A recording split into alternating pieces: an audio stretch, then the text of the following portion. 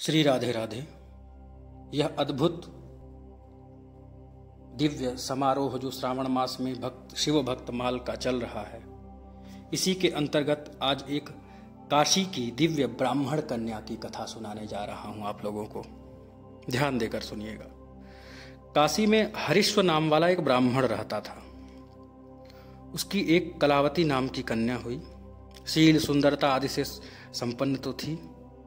वह ज्ञानवापी के दर्शन के पुण्य से जगत को शिवमय देखने लग गई थी। ज्ञानवापी जो अभी विवाद चल रहा है इस समय, उसका दर्शन करके जगत को शिवमय देखने लग गई। एक समय एक विद्याधर उनको रूप के देख करके मोहित हो गया। उनके आंगन में आकर के उनको चुरा करके ले गया। रात के समय आकाश मार्ग से जाते हुए एक राक्षस उन्हें मिला।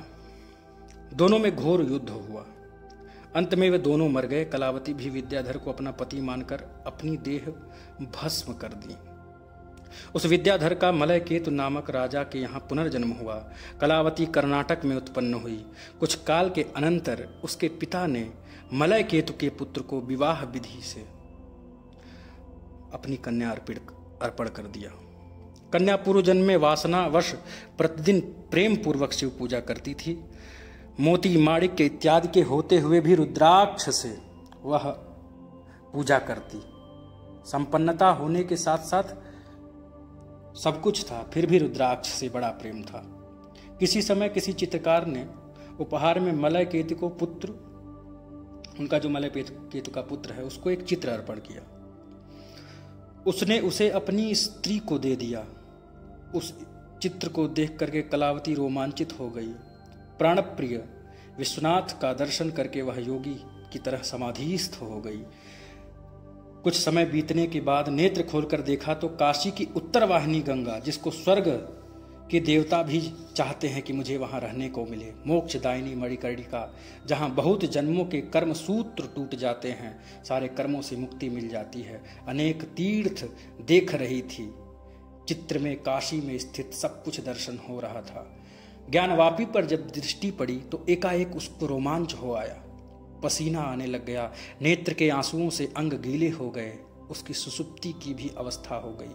हाथ से चित्र गिर गया। उसकी विलक्षण अवस्था देख करके दासियों ने उसे जानना चाहा, आखिर हो क्या रहा है। प्रार्थना की कि कलावती बताओ क्या बात है। तब उसने अपने पूर्व जन्म के बारे में बताया और ज्ञानवापी के बारे में बताया, जिसको सुनकर दासियों को बड़ा आश्चर्य हुआ। एक दिन उस पुण्यशीला ने अपने पतिदेव से प्रार्थना किया कि हे नाथ, ब्रह्मा ने प्रजा उत्पन्न की और उनके हित के लिए 4 पुरुषार्थ बनाए गए। उनसे हीन जन्म जल के बुलबुले की तरह हैं। इसलिए हे स्वामी, चलो हम दोनों काशीपुर को चलें। इस प्रकार पत्नी के वचन सुनकर उन्होंने पुत्र को राजा बना दिया और अपने लिए धन लेकर काशी चले आए। काशी में कलावती ने अपने पति की सेवा में शेष आयु बिताया। एक दिन प्रातःकाल में नहाकर दोनों दंपति ज्ञानवापी में बैठे शिव संबंधी चर्चा कर रहे थे। इतने में ही किसी जटिल ने आकर उनको विभूति दी और प्रसन्न होकर आशीर्वाद देते हुए कहा कि यहाँ एक क्षण में तारक मंत्र के उपदेश से तुम दोनों के ज्ञान का उदय होने वाला है। थोड़ी देर बाद बाजती क्षुद्र घंटिका समेत एक विमान आया और सब लोगों को देखते ही देखते भगवान चंद्रभाल ने उनके कानों में ज्ञानोपदेश दिया। तदनंतर ज्योति रूप स्वप्रकाश ब्रह्म उसको भासित हुआ और उसी क्षण कलावती समेत मलयकेतु को अकथनीय ज्योति रूप विमान पर उड़ा ले गया। उत्तीर्य यच्च रतिपुटे किमपि स्वयमादिशत अनाख्यम यत् परम ज्योति रुच्चक्राम च तत्क्षणात्। भगवान शंकर की अद्भुत वह नगरी और इन दोनों का उद्धार हो गया काशी निवास करने से।